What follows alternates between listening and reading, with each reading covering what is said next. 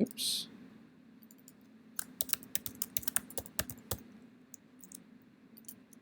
All right, so here's how we can use random. Here's how I thought we could use random if NetBeans didn't crash on me.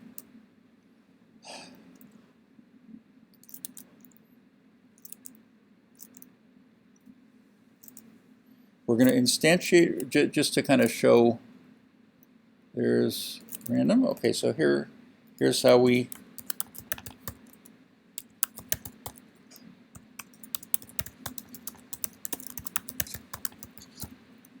okay, now it gives me some things that can't find the symbol.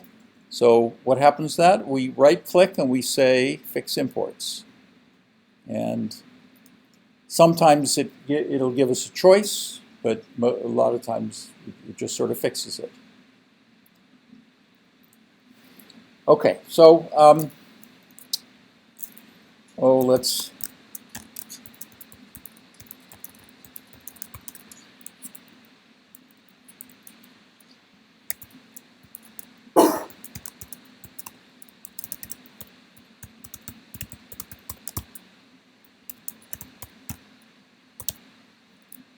okay, I want to generate a next int. Oh, let's give it a bound of 5, just to, okay.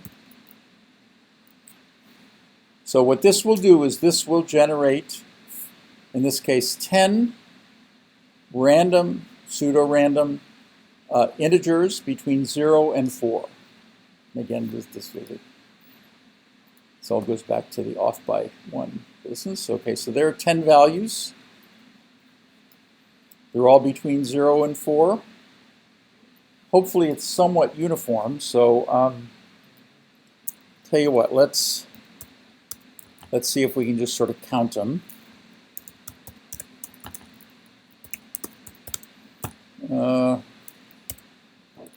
And then here, let's okay,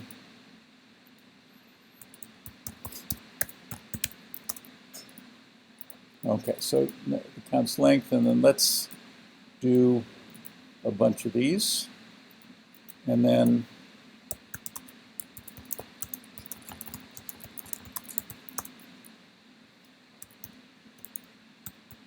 remember, for an array, you always want, when we're looping over an array, we always use the length of the array. And then let's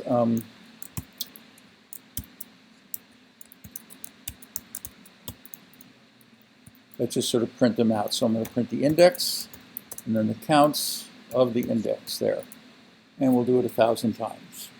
Okay, so what I've done here is I'm saying this array is going to just keep track of how many I generate. And we'll see if it's how uniform it is.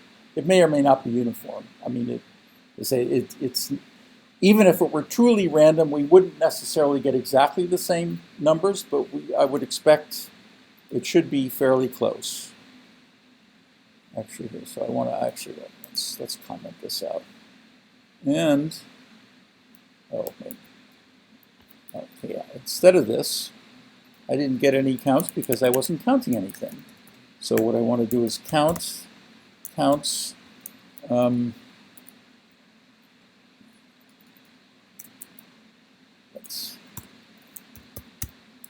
come on.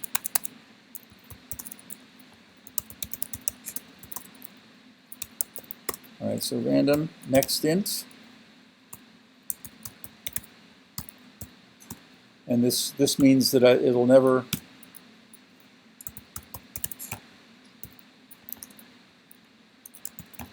so every time I generate 1, I'm going to update the index there. So let's see what that did.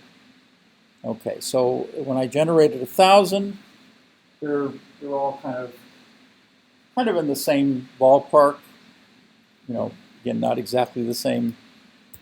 But if I did 10,000, would they start to be closer?